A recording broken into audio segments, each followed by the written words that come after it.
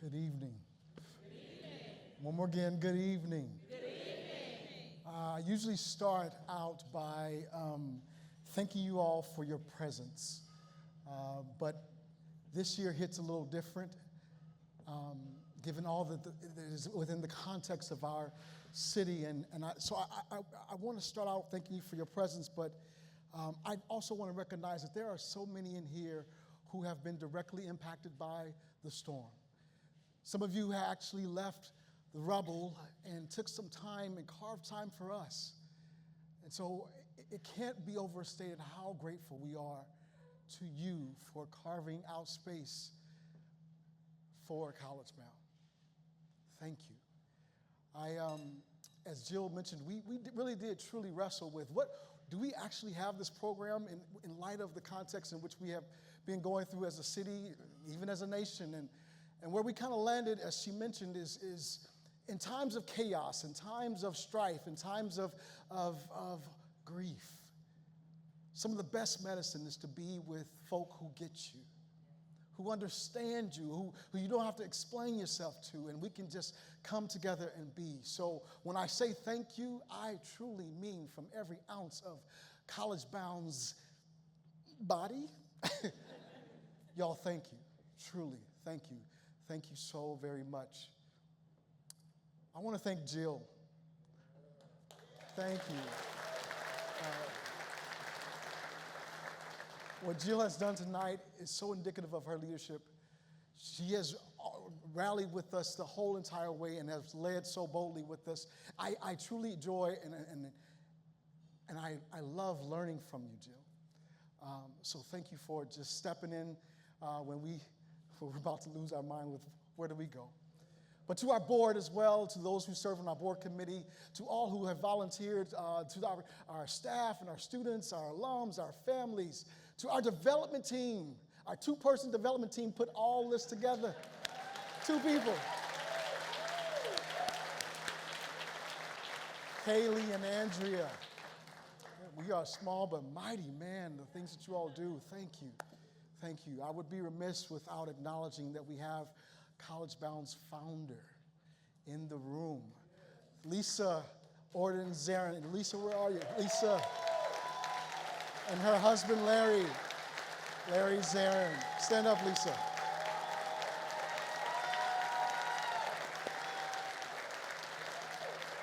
Thank you, Lisa.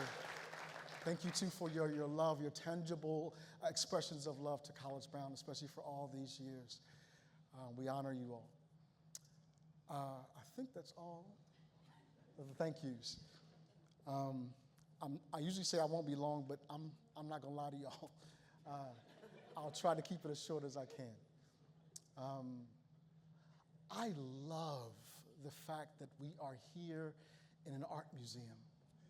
There's something so beautiful about being around all these vibrant colors and an art that challenges us and emotes all different kinds of emotions in us when we stare at it for a little bit of time. It is actually really representative of, when I think about it, who we are as College Bound. It's complex, it's vibrant, it's multi-layered. And as I was thinking about what do I say to you all, I had to think about my love for art. When I was a little kid, I've been around art all of my life. My dad does art on the side. He dabbled in art. My wife is a little artist, and my children just love going to the museum. And so when I was a little kid, because we didn't have cable, Mom and Dad, I'm still bitter about that. But because we didn't have cable, I learned about art from PBS. Save PBS. I learned about art. Yeah. I learned about art from watching my man, the legend, Bob Ross. You remember Bob, right? Bob, the afroed man with the happy trees, right? And Bob, in 20 minutes, would take a blank canvas and would paint the most beautiful landscapes in 20 minutes, right? It just... Bob was incredible. He was my... I thought any artist would take a blank canvas and in 20 minutes could do that. That's my guy. And I figured all artists do that, right? 20 minutes, bada boom, bada bing, you've got a masterpiece. as I grew up and began to learn a lot more about art and study Basquiat and Rembrandt and Amy Sherald and Kehinde Wiley and Frida Kahlo and all these amazing masters of the painting world, I discovered, oh no, it did not take them 20 minutes to do their art. Art, painting is layered. It takes time.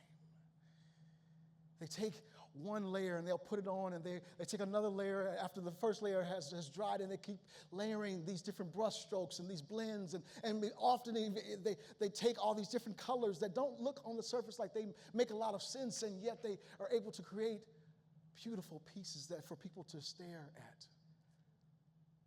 When I thought about this thing we call College Bound, I thought about this year, I thought about the multi-layeredness of this year. How each thing that we have gone through has been a layer that has built on the next layer, that has built on the next layer.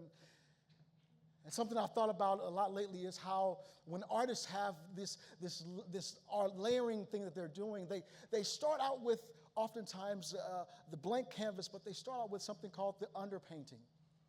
The underpainting layer, which is a washed out layer of a different color, usually a neutral color. And that's the layer that forms the foundation for the entire painting. It's the layer that brings out the color, that adds the vibrancy to what they are painting.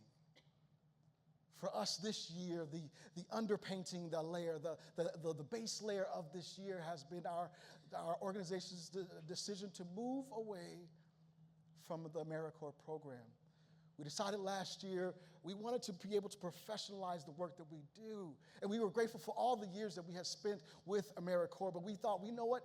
To give the quality and the level of attention and support that our students deserve, our families deserve, our staff deserves, we have to bring in older professional individuals to come and help us with this complicated, complex work. And so last year, with the blessing of the board and with all the counting of the costs, we decided to walk away from AmeriCorps with gratitude. But we brought on, and we ended up covering about a third of our new staff that we brought on. We brought on 11 new staff members last year from all different walks of life, from various disciplines and various experiences, and we took these individuals and allowed them to do their thing. Just to give you a little bit of background about how immediately it made a difference. Our average age for our staff with AmeriCorps was right around 22. When we went into a more professional staff, the average age jumped up to 28. Those 6 years make so much of a difference in allowing the experience and allowing all the world travel and allowing the knowledge about who we are working and who we are serving. We ratcheted up the quality that we were able to provide. Again, not at all discounting AmeriCorps and the work that they have done for us for all the years. But given the complexity of the current context of what we're dealing with, and we had no idea what we were going to walk into last year when we did that. No idea.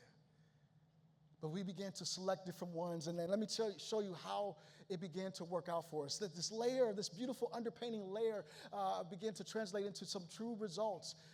At Rankin, our program at Rankin, we have a program at Rankin Technical College. We went from one staff member we doubled it to 2. Thanks to the colossal support that we received financially from Enterprise Mobility. Can we give Enterprise a big hand?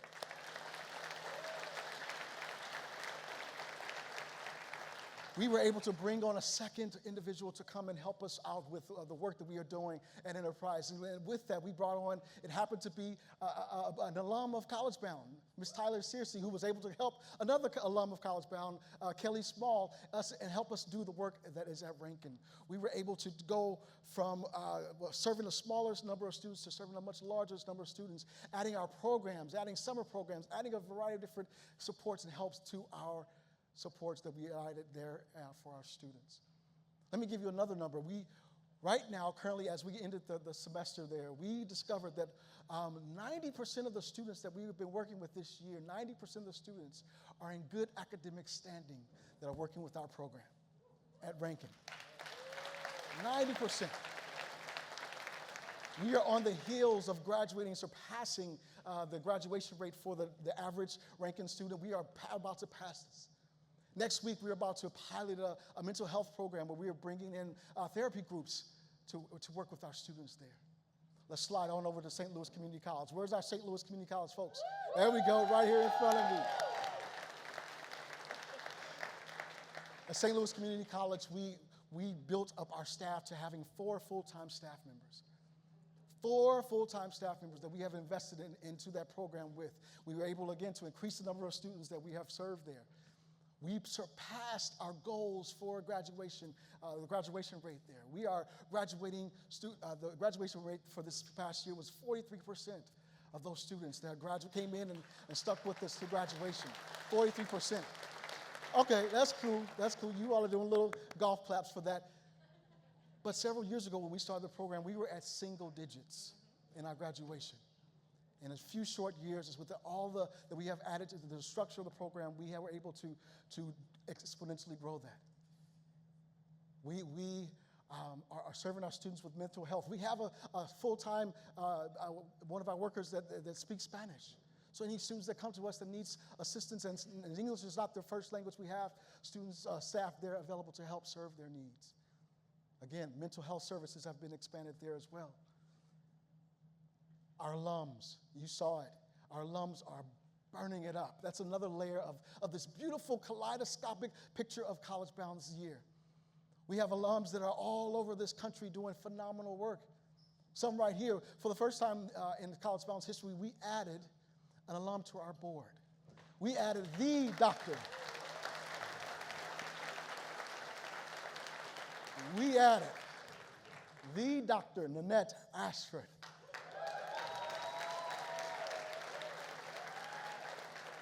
To our board. Nanette came to us as she is the Director of Graduate Admissions at Washington University's Graduate School of Admissions in the Arts and Sciences Department. I got that right, Nanette, did I? All right, perfect. But we brought her onto the board, and she has been such an amazing voice to us, particularly this year as we've had to navigate some really treacherous, crazy waters in the admissions space. One of our alums, Jeremiah Hawthorne, who is in the financial world. He's doing a bunch of things in the finance world, but he also, he was elected to serve as the St. Louis region's president of 100 Black Men. He's the youngest regional director in all of the nation. And this is his side. He doesn't get paid for this. This is just his volunteerism.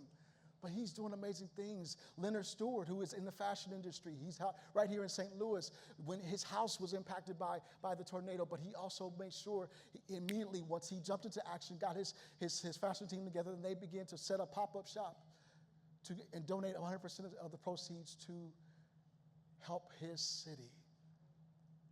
And that's just one of those of just 3 of all the different alums that are doing phenomenal work in and throughout the city and in this nation and this state. Along with that, the coloring of this layer, we lost 2 of our alums this year, tragically. So we had to deal with the joy of all that's happening wonderfully with our alums, but also the grief of losing alums tragically way too early. This has been a complex year. So much is doing and going well in all different areas, but there's also complexities that we're having to, and I'm a fast forward. I feel compelled in the moment to name some things, and man, this was going to be a really good speech, but I had a conversation just before we started this with one of our co-laborers in this field of education, and the look on our colleague's face, and as she described how difficult this year has been for her, that that kind of messed me up. With everything that we have gone through this year, especially beginning in January all the way through, I'm going to break gala protocol, and I know we're supposed to only talk about College Bound, but man, I want to acknowledge College Bound is not the only one that has had to deal with a whole lot of uncertainty and craziness and erratic decisions that have come from outside of us. I want to put a spotlight on the amazing work that is being done in this city. As I look here in this room, we have friends that are, again, I would call them co-laborers in this nonprofit space, that folks that are doing phenomenal good work, but because of all the pressures of what's going on in our current context, it has been exponentially difficult for them to do the work. So I just want to shine a light on these amazing institutions as well. We have the St. Louis Public School Foundation, the International Institute, KIPP Academy, all these folks who are in the trenches doing the work. Y'all, we are there with you. We are there with you. I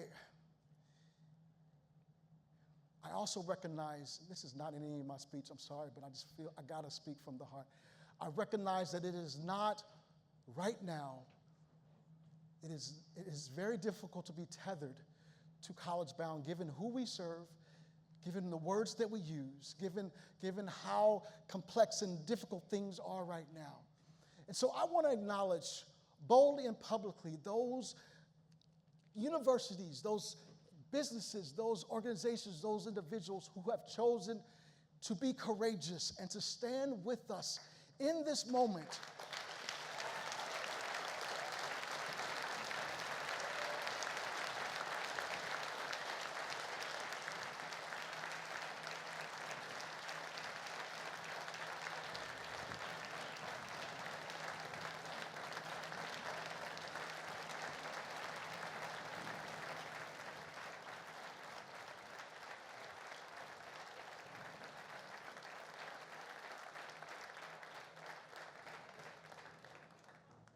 Since January, it has not been in vogue to be tethered to an organization like ours.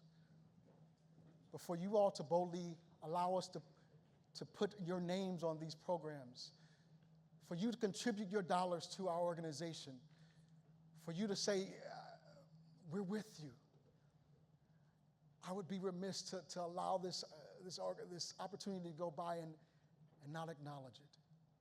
We don't know the cost of what is going to take place for you all to stand with us, but we thank you. We honor you. Another layer.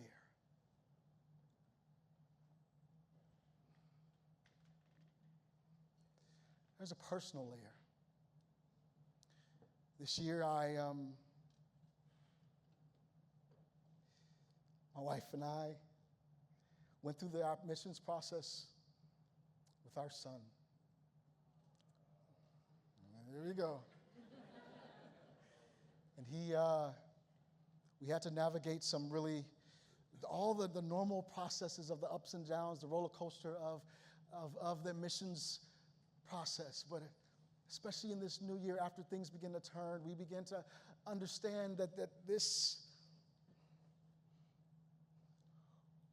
we shared very similar sentiments and feelings as our college-bound families who don't ask for a whole lot. We just want our students to be able to go to these various universities and be seen and valued for who they are, for what they can contribute, and to be able to have the same opportunities. We're not asking for anything, any handouts. We just want our son to have the same. And so I felt all the things our families were going through. And it reminded me of our founder who 20 years ago, nearly started College Bound, who was in the same mindset of, this just doesn't feel right for me to have access to these things and me not to be able to do something about it. So I want to just publicly, and I know it's going to embarrass the mess out of him, but I just want to say, Ben, Daddy is proud of you.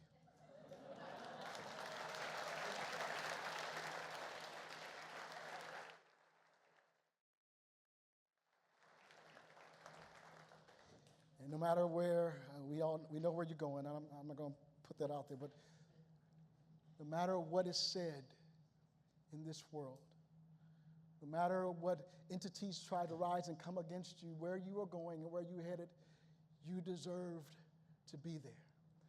And you will make that institution better because of your purpose and for your presence there. To Decor and to Rain and to all of our college-bound students who are about to take that leap and go to their various institutions all across this nation, or into these entities that are hiring you all. You deserve to be there because you worked hard. You have done the work. Don't ever let anyone question you. And when you question, am I supposed to be here? Am I supposed to do this? You come back to us and we will remind you of your value.